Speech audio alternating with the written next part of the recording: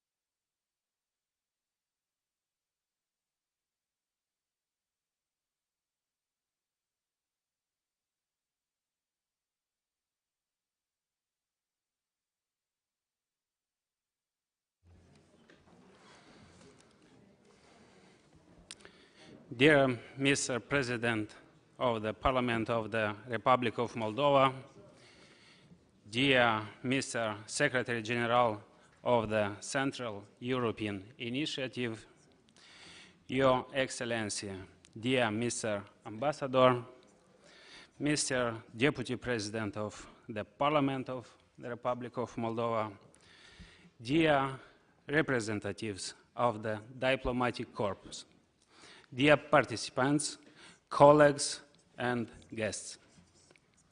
Welcome to the Parliament of the Republic of Moldova. I would like to express my appreciation for your participation in today's meeting. In the beginning of our opening session, let me please make some procedural considerations. The present meeting has been convened and is taking place in accordance with the rules of procedures of the Central European Initiative Parliamentary Dimension. Therefore, I declare it open. Let me please now shortly consult you on the proposed draft agenda that was sent to you in advance by our Secretariat. I see no objections. The draft agenda is adopted. Thank you. Now, please allow me to continue with some introductory remarks. It is my pleasure to warmly welcome to the Republic of Moldova the heads and members of national delegation to the Central European Initiative Parliamentary Dimension and the representatives of the Executive Secretariat. At the same time, I thank all other participants who have accepted our invitation and for availability to participate in today's meeting. The topic of today's discussions is energy security in the Central European Initiative member states following Russia's war of aggression against Ukraine and its impact on the European part of the candidate states. Our region is facing critical challenges which have been caused by ongoing Russian military aggression in neighboring Ukraine. The security in general and the security of energy supply is a challenge for all member states of the Central European Initiative.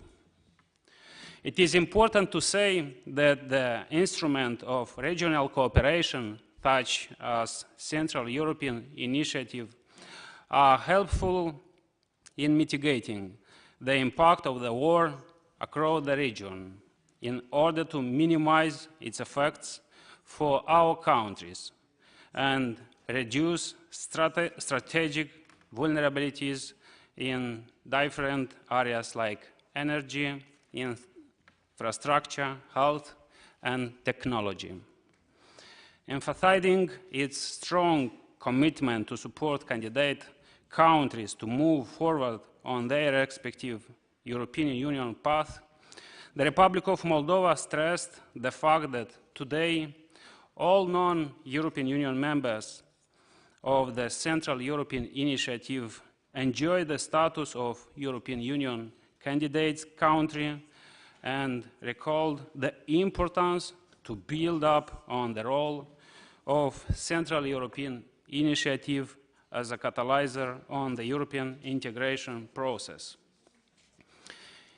Distinguished participants, our joint effort would help to reduce the challenges we are facing today, and I strongly believe that our shared experience will provide concrete benchmarks for the development of the energy sector in the Central European Initiative region, with the aim of ensuring the necessary basis for economic growth and social well-being of our citizens. The European Union's assistance and support for democratic reforms have delivered tangible benefits to our citizens over the years. At the call of the President of the Republic of Moldova, Maia Sandu, and the last Sunday, thousands of citizens gathered on the Great National Assembly Square in the center of Chisinau for a rally in support of European integration. Finally, I would like to wish you all a most enjoyable stay and thank you again for honoring our invitation. In the beginning of our opening session, I have the honor to give the floor to His Excellency Mr. Igor Grosu, President of the Parliament of the Republic of Moldova. Mr. Grosu, it's your floor. Mulțumesc. Stimați oaspeți, cu permisiunea dumneavoastră, eu o să vorbesc în română. Engleza mea încă nu e atât de bună, dar o să promit că să o îmbunătățesc.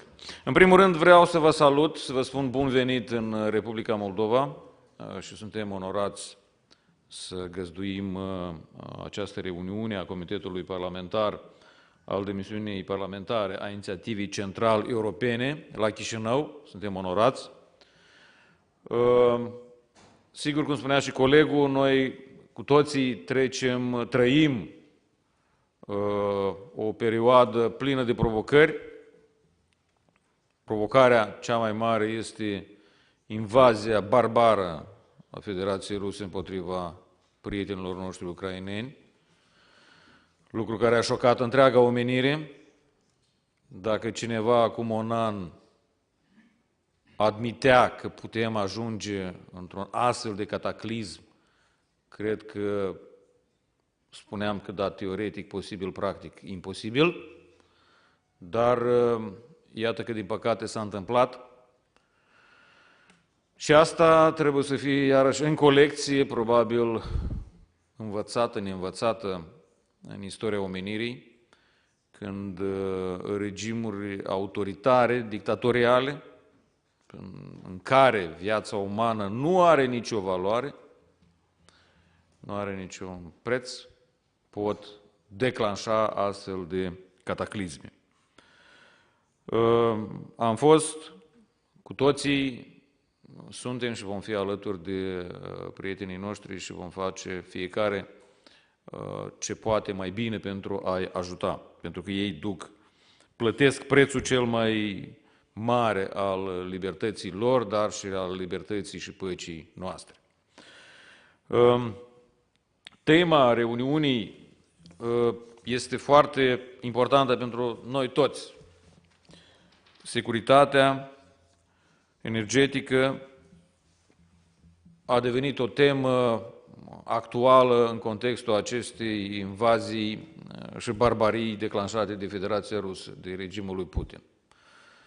Noi, în Republica Moldova, ani de zile am simțit pe propria piele ce înseamnă șantaj energetic. Atunci când te șantajează cu prețul la gaze, atunci când te șantajează cu pericolul deconectării sau reducerilor volumilor de gaze.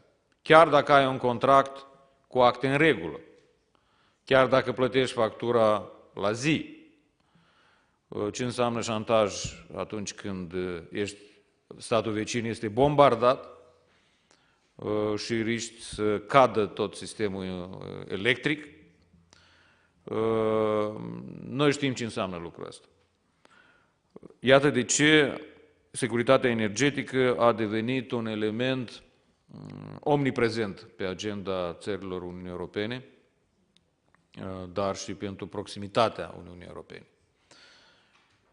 Pot să spun cu satisfacție că Republica Moldova, grație ajutorului pe care noi l-am obținut din partea partenerilor de dezvoltare, din partea prietenilor noștri, am depășit cu brio, cel puțin 2 ieri, și într-o perioadă record am învățat o lecție foarte importantă, că gazul nu vine doar de la ruși. Gazul se vinde oriunde în lume, e vorba de diversificarea surselor de asigurare, e vorba de stocare, e vorba de interconectivitate și aici un mare mulțumesc tuturor celor care ne-au ajutat și în special României, care a fost alături de noi în cele mai complicate momente și atunci când cădeau rachetele la Odessa și erau atacate nodurile energetice, România a fost prima care ne-a ajutat și am restabilit sistemul nostru electric. Lecția este învățată, sunt sigur că iernile viitoare sau anii următori vom fi mult mai bine pregătiți. Bineînțeles, investițiile în sursele de energie regenerabile este o prioritate.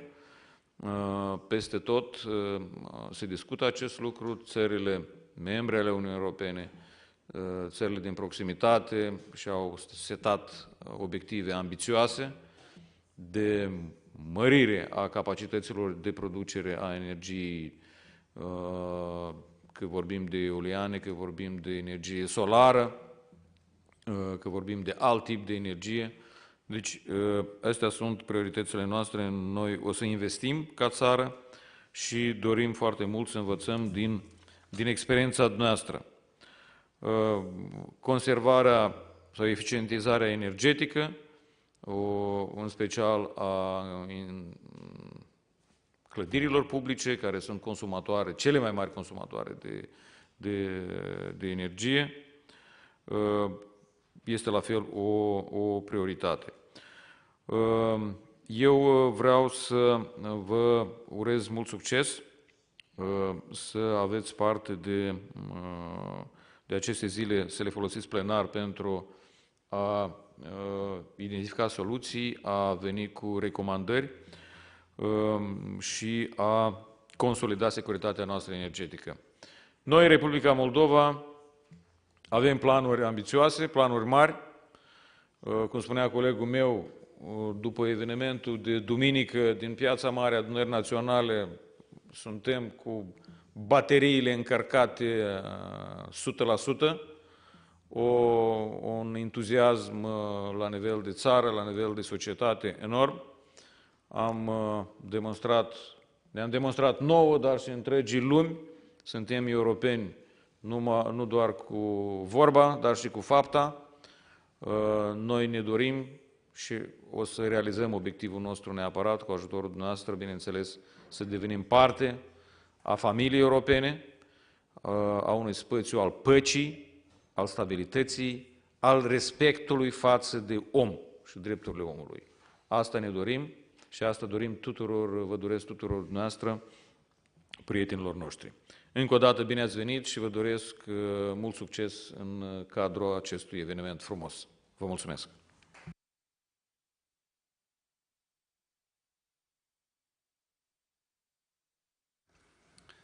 Thank you, Mr. President, for your speech and for your participation in this important forum. Now I have the great pleasure to give the floor to Mr. Roberto Antonioni, Secretary General of the Central European Initiative. We are very much appreciating your presence here. Dear Mr. Antonioni, the floor is yours. Dear President of the Parliament, dear Head of Delegation of Moldova, Parliament, Excellencies, colleagues, first of all, I would like to thank the President of the Parliament, Igor Grozu, and the Head of Delegation, Igor Kyriak, for not only for organizing this important event in this how can I say, absolutely important venue. It's a house of democracy, but also for their hospitality. Yesterday we had a very excellent dinner. We enjoyed a very special time in a magnificent situation. So thank you so much once again. It's particularly significant that this meeting is taking place in Moldova, a country which is deeply affected by the war in neighboring Ukraine and is experiencing major social and economic challenges. I really praise Moldova for taking over the CI presidencies this year, despite such difficult circumstances. I hope this opportunity could be instrumental to the country to demonstrate its capacity and leadership also and overall in the light of its European integration process. Let me also express a special welcome to the Ukraine delegation and take the opportunity to reiterate the CI support to the territorial integrity and sovereignty of Ukraine, as well as our enduring commitment to providing political support and concrete assistance to the country. You can count on us. Indeed, in such a developing geopolitical scenario, we should reflect on how the role of the CI could become more effective in responding to the needs of our member states and in further contributing to regional cooperation and multilateralism in Europe. Our organization, the oldest and largest regional intergovernmental forum in Europe, is capable of adapting in constantly changing circumstances. I can mention the long-standing role of bridging cooperation between the EU and non-EU countries, but also the recent efforts to cope with the COVID-19 pandemic and with the Russian aggression against Ukraine, which required an immediate reaction through political statements and tangible actions. Particularly, the war in Ukraine has brought the question of the EU enlargement to the forefront of the European debate. With a geographical region which shares numerous historical, economic, and cultural links and countries who share the common political vision of a united Europe, the CI could demonstrate to the EU, especially to those countries that are still reluctant towards EU enlargement, that only with the full integration into the EU of all the candidate countries would the EU be more stable, safer and stronger. Of course, we are aware that the European integration perspective and the complex security challenges require major efforts to consolidate the democratic institutions and support the transition to the sustainable and inclusive development from the economic, social and environmental point of view. These considerations should bring us to a comprehensive reflection in view of providing the CI with a renewed political impetus. As you know, in view of launching an overall debate on the CI as an effective instrumental contributing to regional cooperation and multilateralism in Europe, Italy planned to hold a meeting of the heads of the CI parliamentary delegations and of the chairpersons of foreign affairs committees of the parliaments. The meeting has been scheduled on 13 October in Trieste, and it gives us enough time to outline the roadmap which should lead us to a strategic strengthening of our organization. Let me thank the head of the Italian delegation, Salvatore Caiata, for his personal commitment in launching this important initiative, as well as the other members of the Italian delegation fully engaged in this process. An improved cooperation among the parliamentary and governmental dimensions is essential for the success of this initiative. In this regard, let me invite all the parliamentary delegation to be active in this process, giving their important contribution. Only with the full support of the parliaments could we make the CI stronger and more efficient and capable to fully respond to the political goals of our member states, starting from the conclusion of the integration process of all our countries. From our side, I can assure that the Executive Secretariat is highly committed to providing a substantial contribution and overall support to the involved CI bodies. Coming back to the topic you are debating today, which is particularly relevant for our region, I would like to mention some mechanisms which could be taken into account while discussing the possible CI action in the field of energy security. One of our main financial instruments is the CI fund at the EBRD, contributed by Italy, which provides grants financing for technical assistance in support of EBRD investments, as well as for capacity building and institutional development actions in the CI region. Energy security is one of the CI fund's priorities in the energy sector, especially as regards the diversification of sources, including a better integration into regional markets that can also deliver energy security more efficiently and effectively. Moreover, through its Project Management Office, the Executive Secretariat is engaged in the design and the implementation of international projects financed by different EU funding programs. Some of these projects focus on renewable energy and energy efficiency, pursuing the common goal of decarbonizing the economies of our countries. For instance, the Secretariat is currently contributing to the implementation of the project funded by the Horizon Europe program, aimed at facilitating the market uptake of biomethane in Europe's energy and transport sector. To conclude, I am confident the contribution, ideas, consideration you will share with us today will provide some guidance for further developing joint actions in the field to the benefit of our region. Thank you very much for your attention.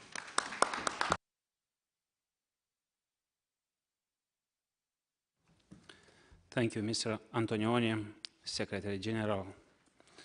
Now I have the great pleasure to give the floor to Your Excellency, Mr.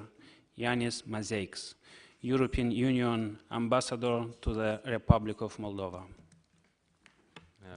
Dear Mr. Speaker, dear Mr. Secretary General, dear delegates, I'm very honored to address you today on a very important topic for the region and for the Republic of Moldova and for the European Union, of course.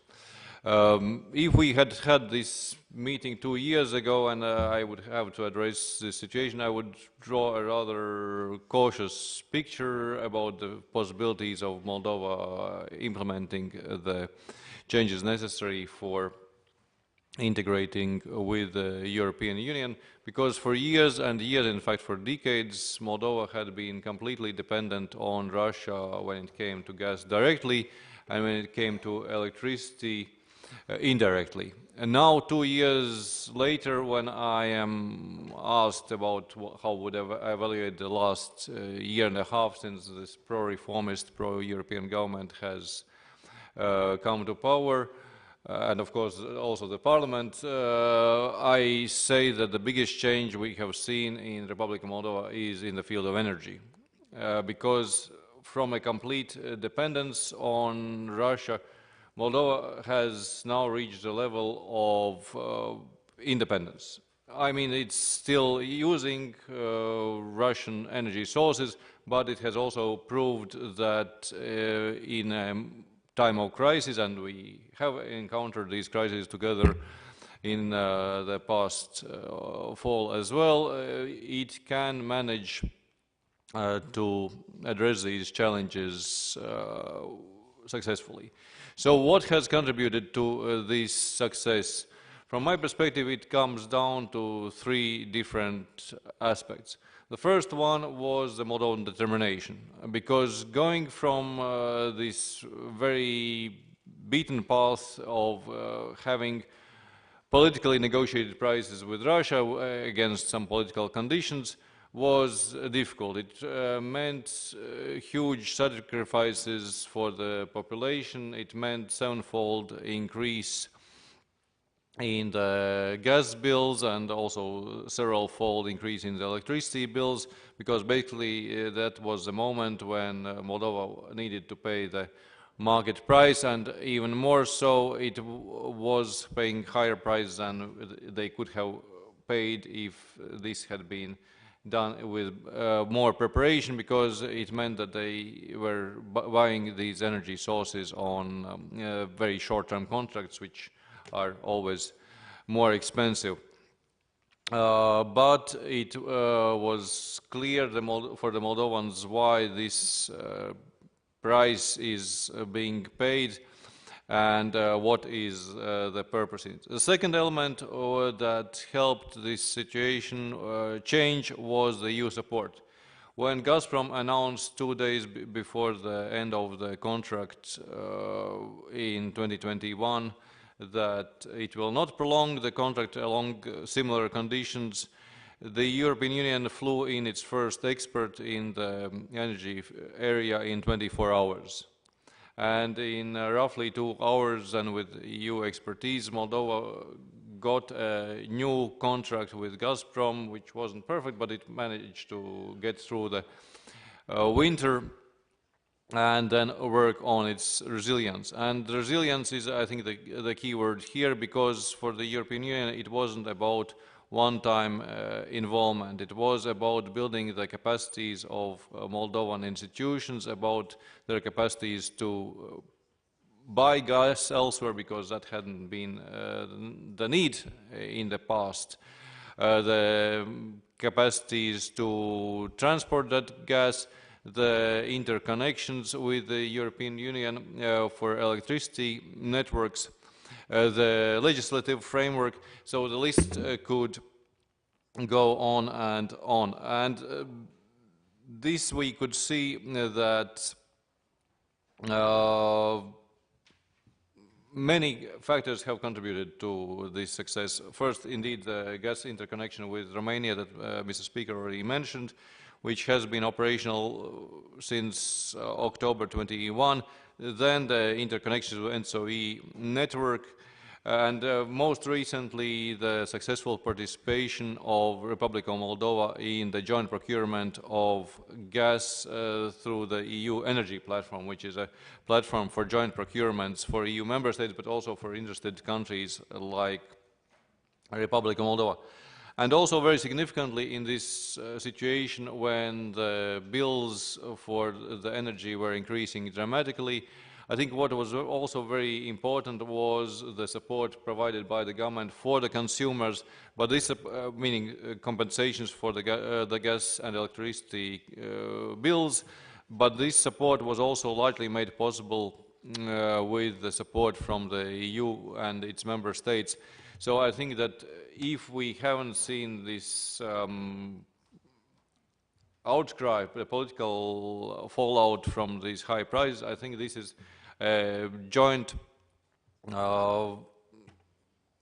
effort resulting in it, because of course people felt those increased bills, but they were less than they would have been without those compensations. And for this we have had 135 million of budget support, and this year it is envisaged to be topped up with another 105 million.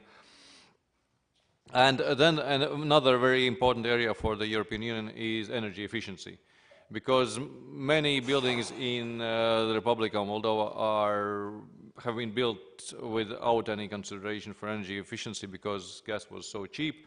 So now when these buildings are insulated, the bills are cut in half at the very least. And we have quite a number of projects in this area, and if this is added to switch from gas to bioenergy, then this, I have been visiting schools and kindergartens where the energy bill has been reduced to 25% of the former bill. And it's not only about cost, of course, but it's also about greening the energy and also about energy independence of the country.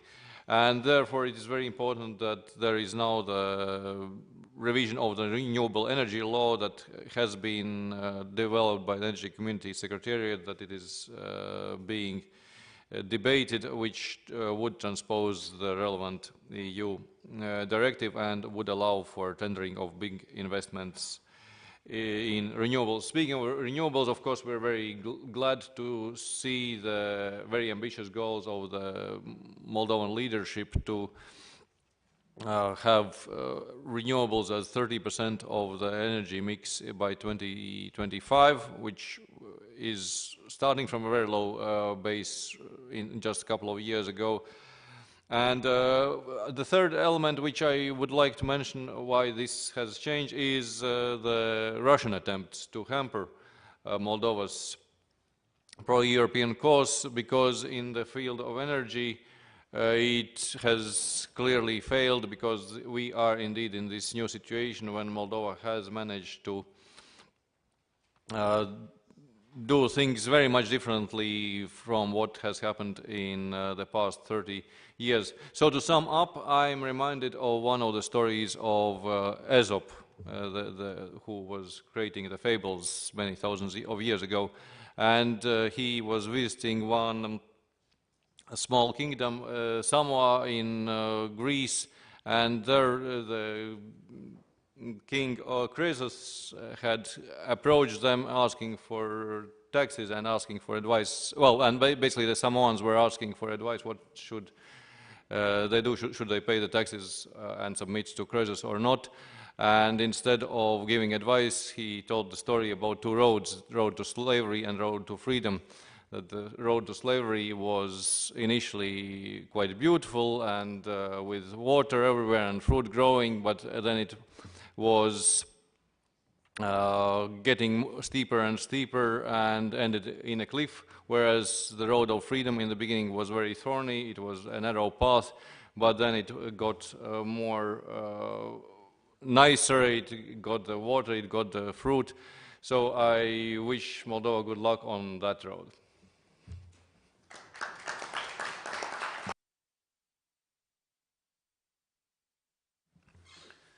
Thank you, Your Excellency, for your presence and for your speech.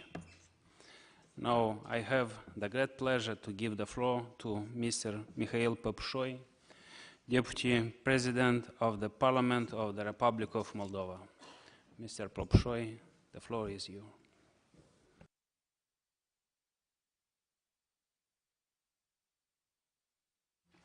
Mr. Speaker, Mr. Secretary General, Mr. Ambassador, dear colleague Igor Kyriak, dear friends, I'd like to welcome you in the Republic of Moldova, in this all-important house, the House of the People, where truly historic events have happened in recent years. In fact, almost 4 years ago now, thanks to the democratic vote of the Moldovan citizens, we, a group of young members of parliament, led by a new type of politician, President Maia Sandu, managed to oust, through democratic means, an oligarch who was strangling democracy in Moldova and who was not giving Moldova a chance to develop and live up to the aspirations of its people. Moldova is a responsible member of the international community, and I would like to laud the multilateralism that the Central European Initiative stands for. The Republic of Moldova, since the beginning, since its membership in the mid-90s in the Central European Initiative, was a big proponent of multilateralism. Even though the multilateral institutions that were supposed to guarantee Moldova's integrity, sovereignty, have not necessarily managed to do so, largely as a result of the actions of the Russian Federation. On the one hand, the Russian Federation was promoting Moldova's sovereignty, was promoting Moldova's neutrality status, but it was the only actor in the international community that was undermining Moldova's neutrality and territorial integrity. But this is not an indictment of multilateralism, quite to the contrary. It is thanks to the international cooperation and multilateral cooperation of countries in Europe and across the world that we have managed to overcome this horrible pandemic that has cost our society so much. Multilateralism has shown its effectiveness. And nowadays, as we speak, multilateral cooperation is helping Ukraine withstand this barbaric Russian aggression. It's helping Ukraine to defend its sovereign territory. And in fact, multilateralism is doing its utmost to redeem itself. And in fact, this is the only guarantee that we have to ensure a legal security regime so that the barbaric aggression that we are facing in Ukraine is no longer possible. The Republic of Moldova has acted responsibly in support of Ukrainian sovereignty and has welcomed the largest number of refugees per capita. We are indeed a small country with a big heart, and we will continue to do so, because that is not only the legal right thing to do, but this is the moral right thing to do. And we are thankful to all of the international partners that are helping Ukraine, because Ukraine is defending not just its territory. Ukraine is defending Moldova's territory. Ukraine is defending the eastern flanks of the entire European Union and the democratic community. So if we stay united and we cooperate effectively in multilateral platforms and bilaterally, we can make sure that we can defend and defeat the aggression that is waging now a barbaric war that has not been seen in Europe since the end of World War II. But despite these enormous challenges, the Republic of Moldova is progressing.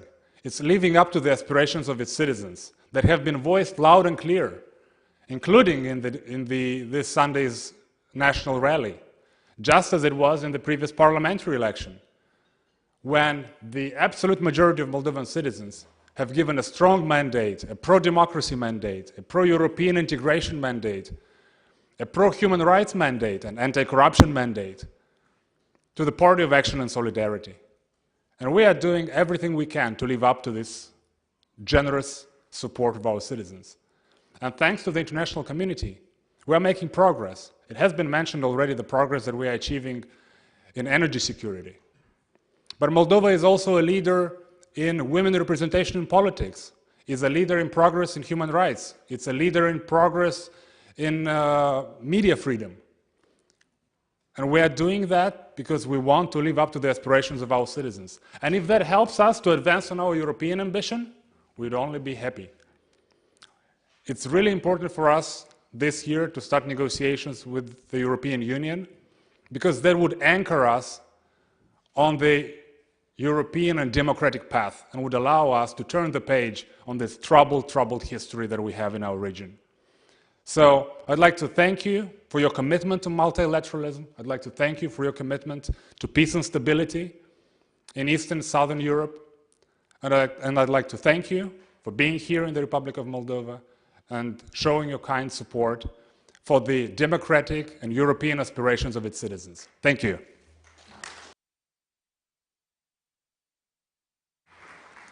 Thank you, Mr. Popshoy, for your speech. Now I have a great pleasure to give the floor to Mr. Dumitru Alaiba, Deputy Prime Minister, Minister of Economic Development and Digitalization. Mr. Alaiba, is your floor.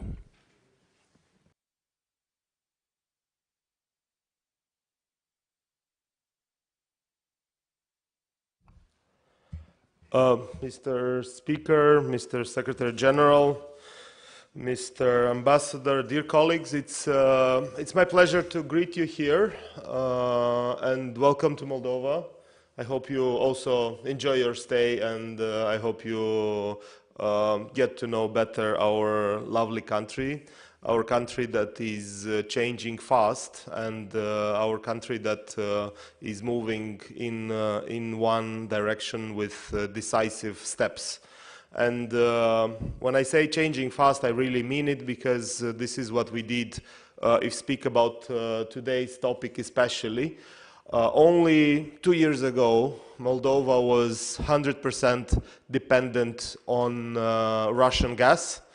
And 80% dependent on electricity from Russia that was coming from the Russian gas. And this was a unique situation on the European continent. There was no country that was more vulnerable energetically than Moldova. 100% on gas and 80% on electricity from one source. And this was only in theory, because in practice we could have moved much faster and much more in advance, drifted away from this dependence and solved our energy problems and be more resilient energetically. Because if in only 2 years, actually less than 2 years, we have succeeded to, for the first time in history, to build gas reserves, to find alternative sources of energy, of gas, to buy electricity on the open market, even if it was expensive, it was possible, and many other things that were done with rapid steps.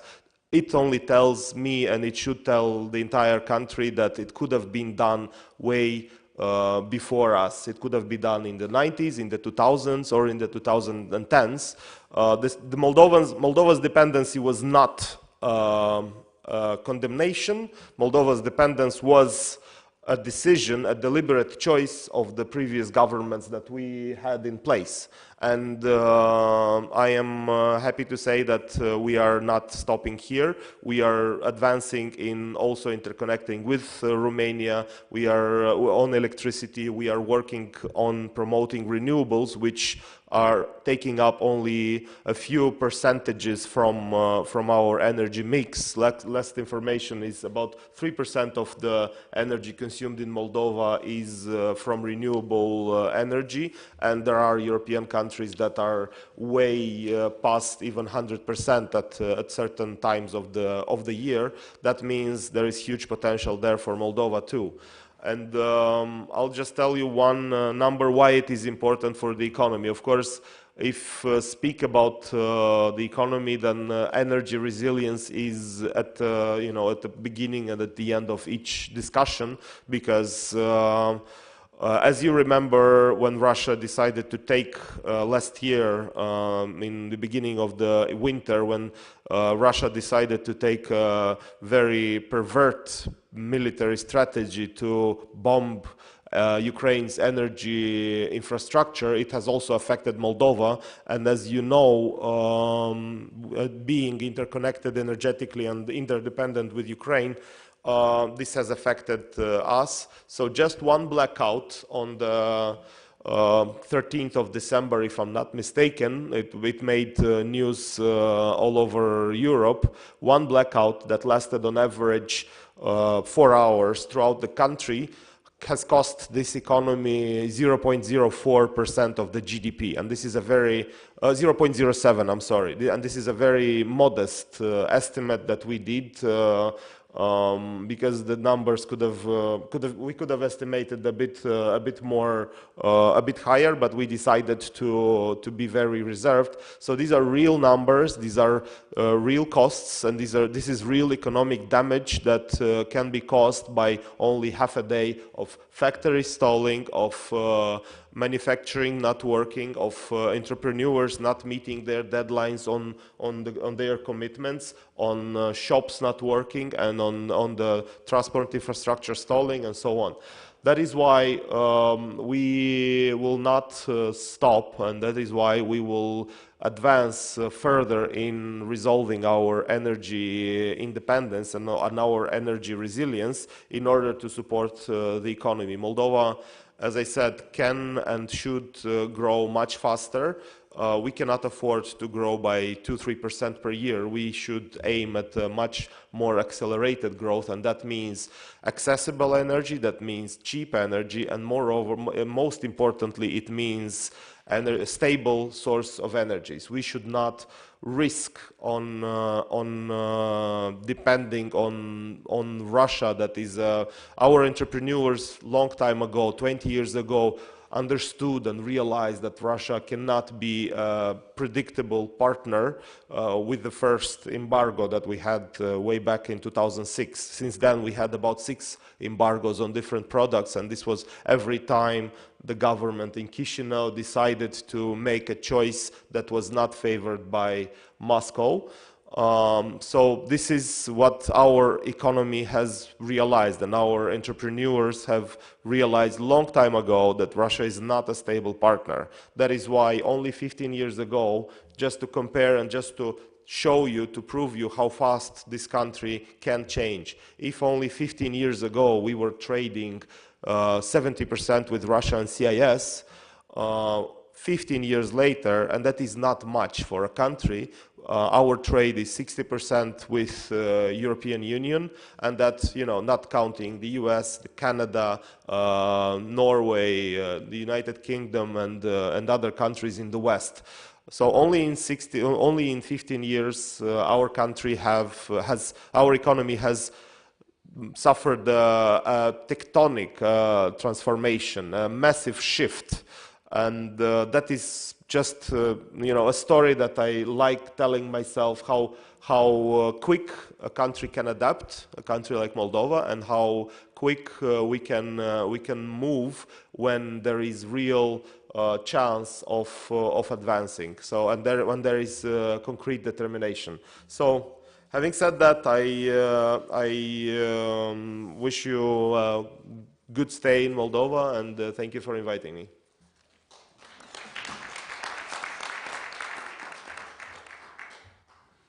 Thank you, Mr. Deputy Prime Minister, for providing us this very useful information about the topic of the session. The next speaker is Doina German, Chairwoman of the Parliamentary Committee on Foreign Policy and European Integration.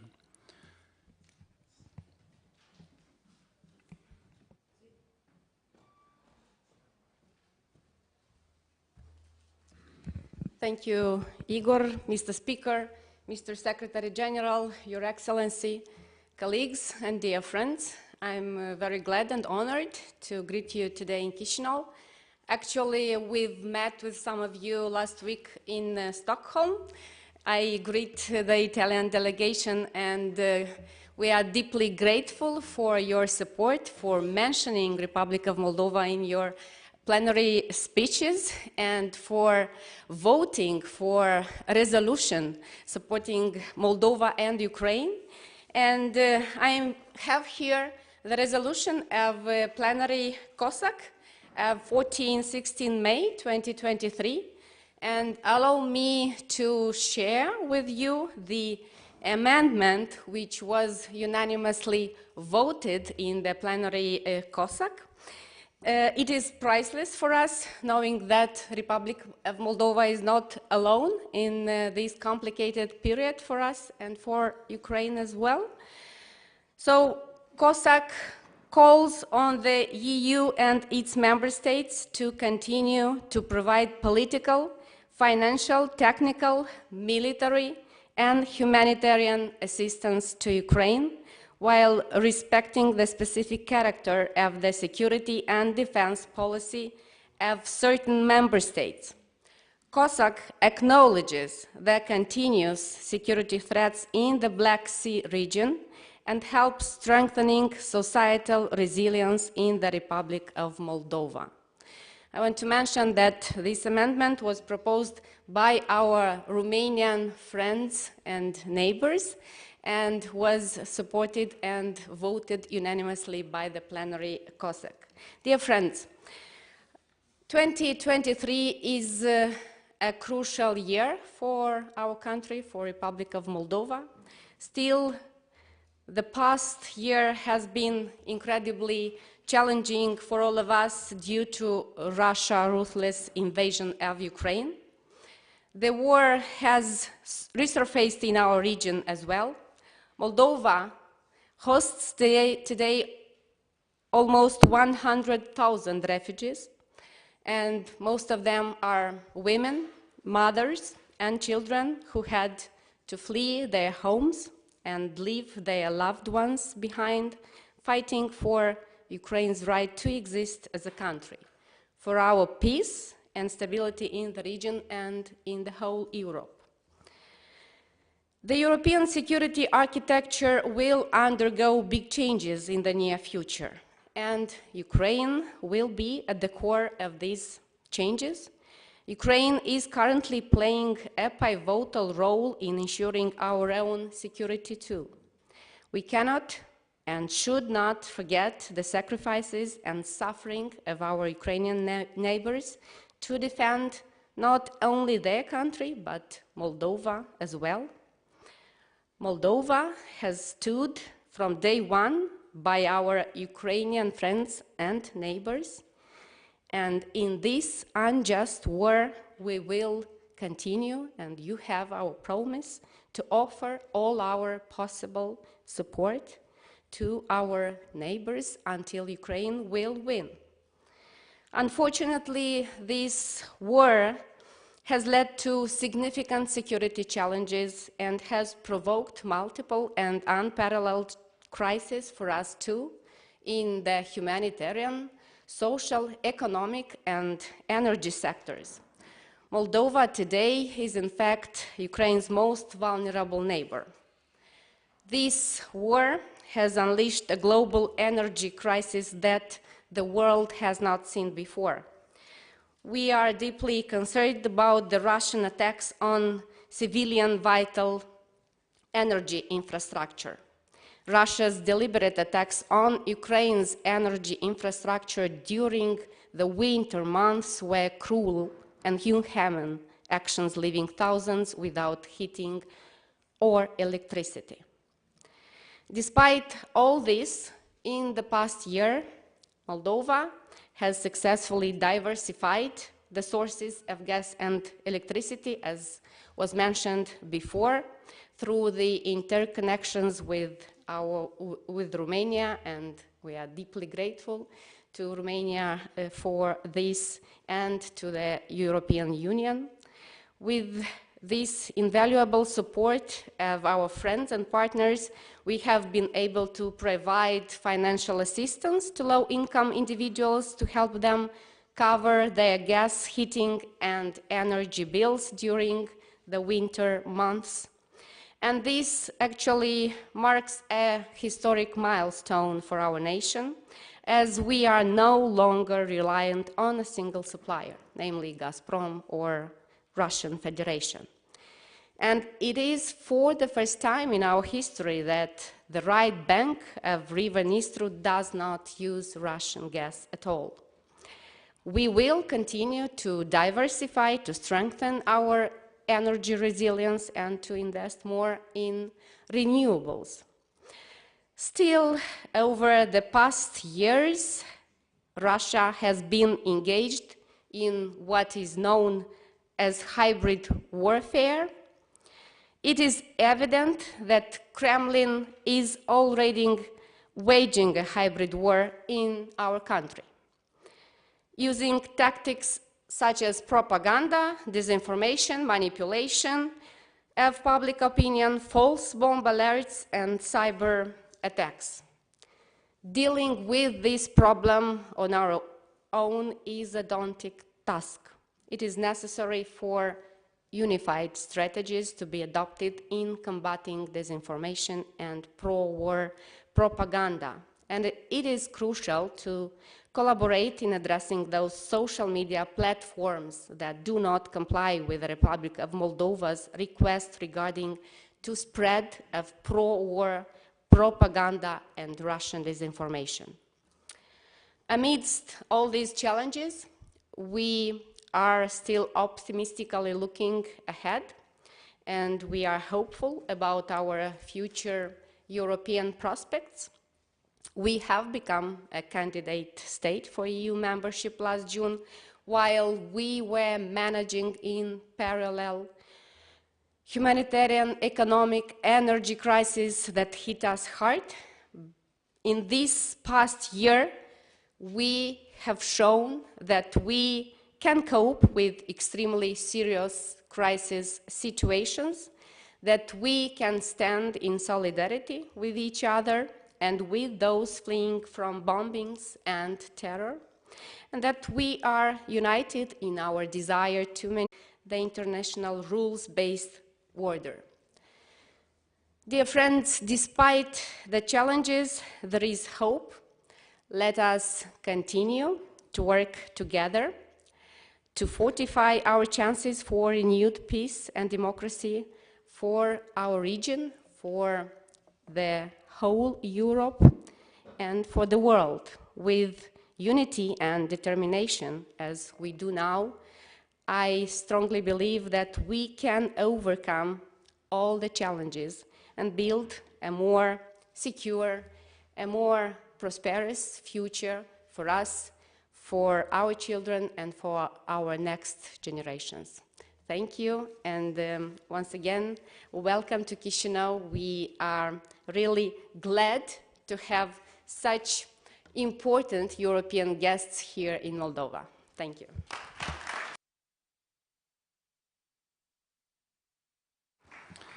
Thank you, Mrs. Chairwoman of the Parliamentary Committee, for your presence and for your speech. Our next speaker is Mr.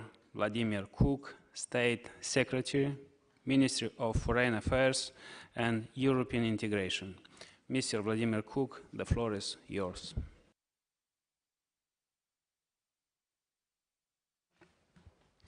Thank you, Mr. Chair, Mr. Speaker, Mr. Secretary General, Ambassador, dear colleagues, dear parliamentarians.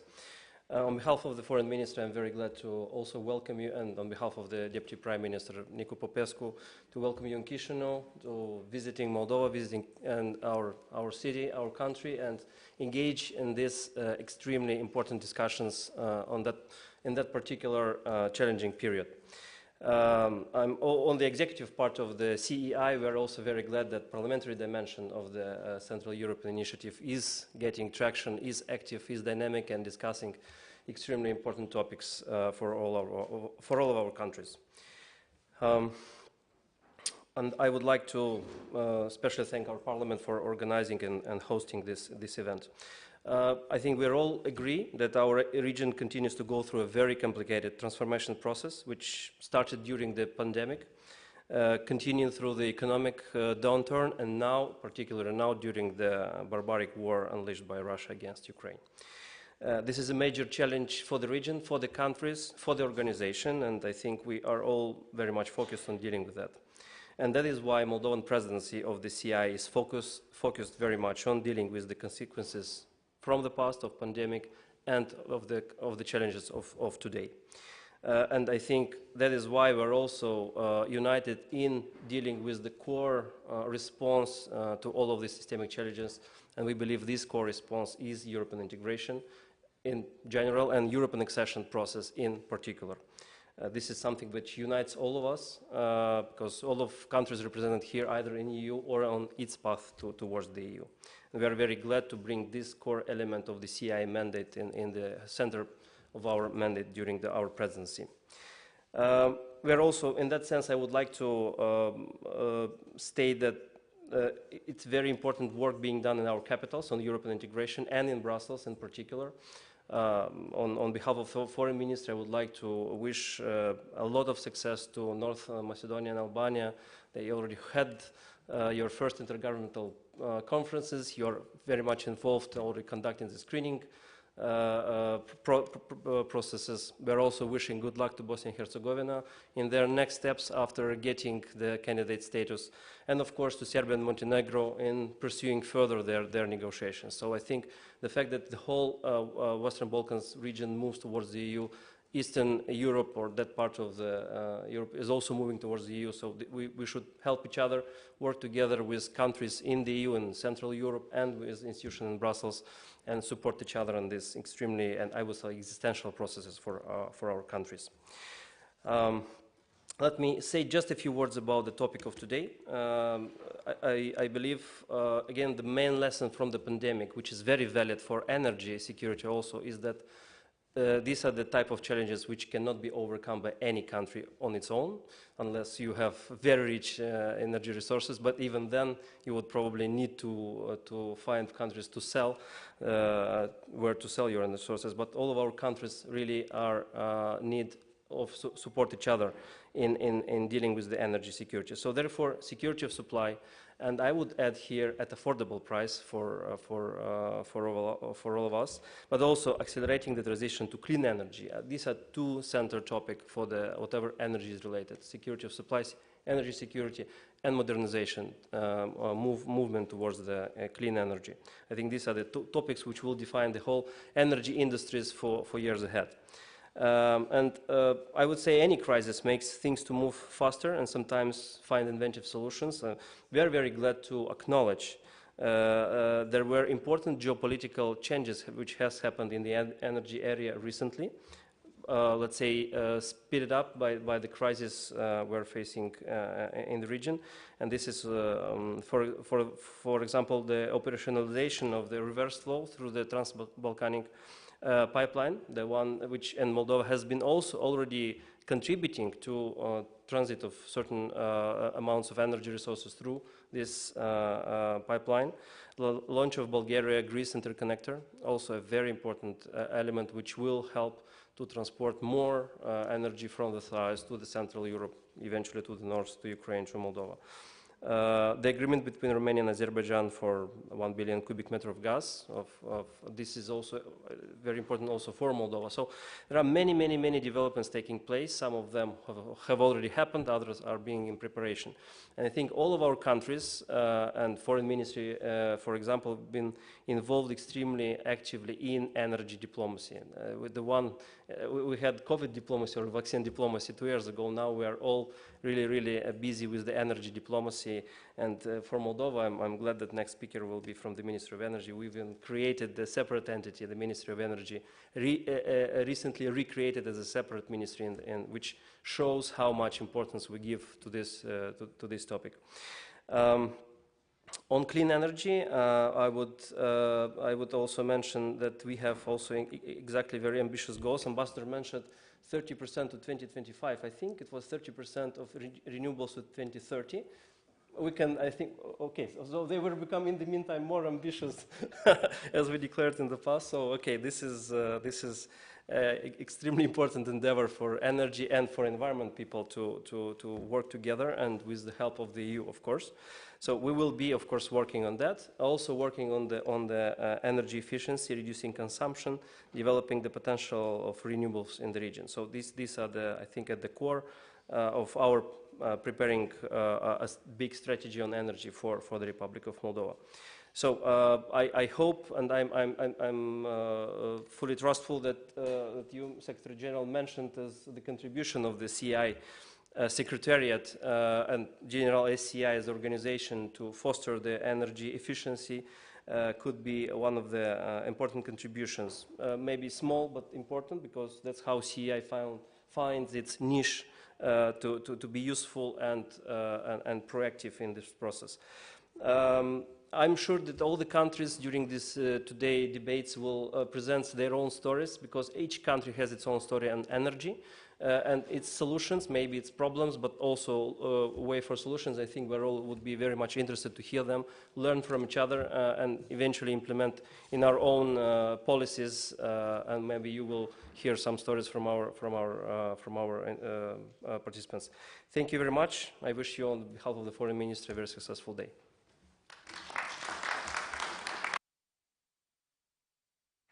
Thank you, Mr. Vladimir Kuk, for sharing with us this useful information. The next speaker is Mrs. Cristina Pereteatcu, State Secretary, Ministry of Energy. Is your floor, Mrs. Cristina.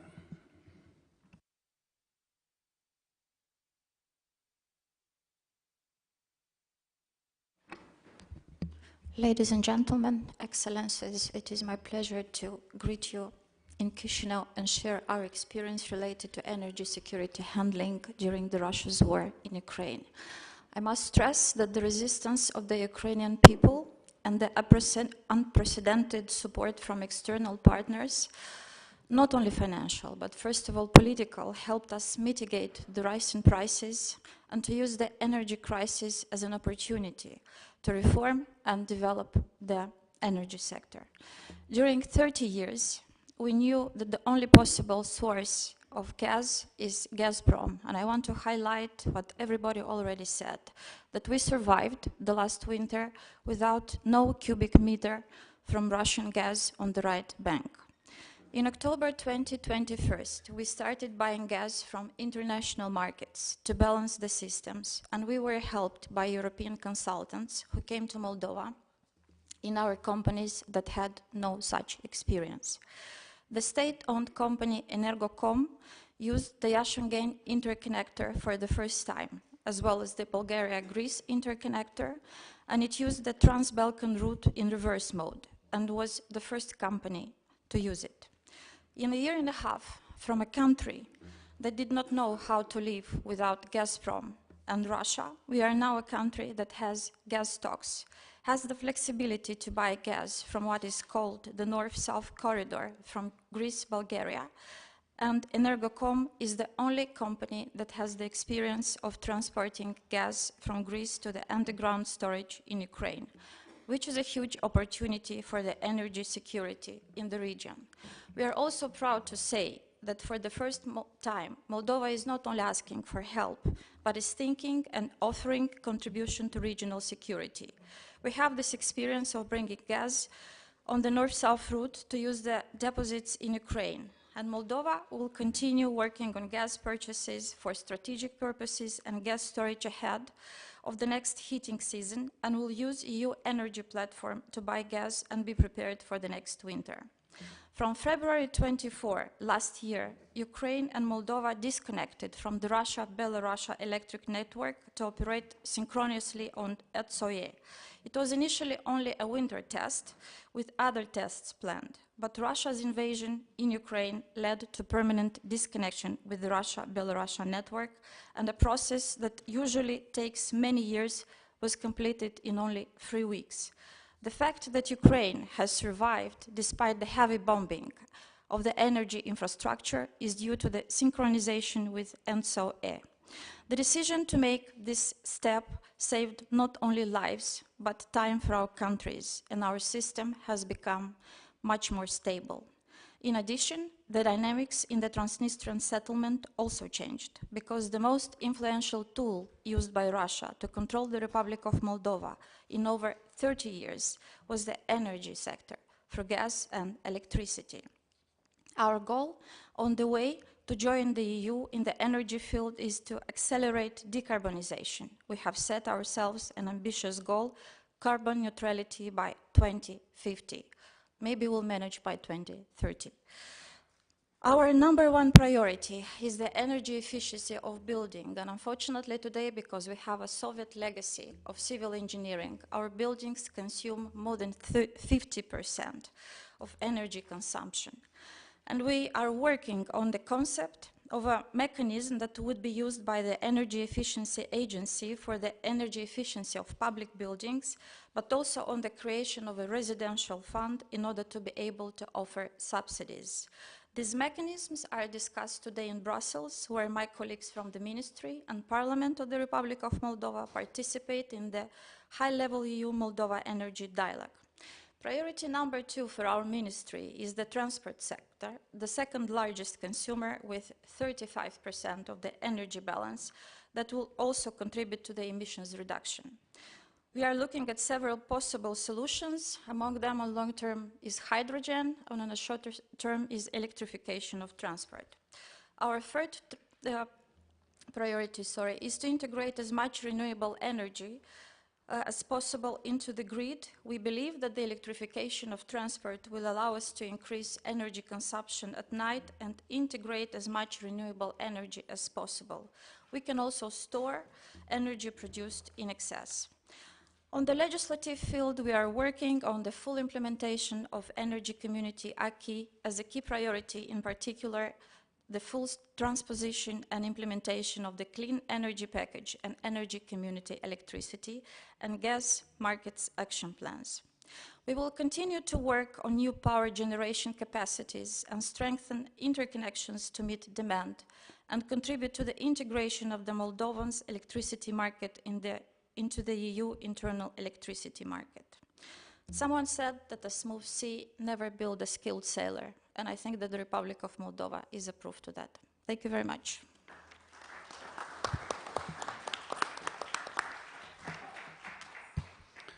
Thank you very much, Cristina Pereteatcu, for your presence and for your useful speech. I want to express my deep thanks to you for being present here. My thanks also are addressed to the speakers of the Moldovan Parliament who have found time to be with us. I also thank our distinguished speakers that accepted to take part at this meeting and to brief us with their valuable experience. I am sure that the ideas resulted from the interventions made by our distinguished speakers during the opening session will be of great help in the common debates. I am now inviting you all to a family photo, followed by coffee break. The photo will be taken outside on the staircase of the entrance of the Parliament. We will be back here for the working session at 11 o'clock. Thank you. Please follow the indication of the organizers.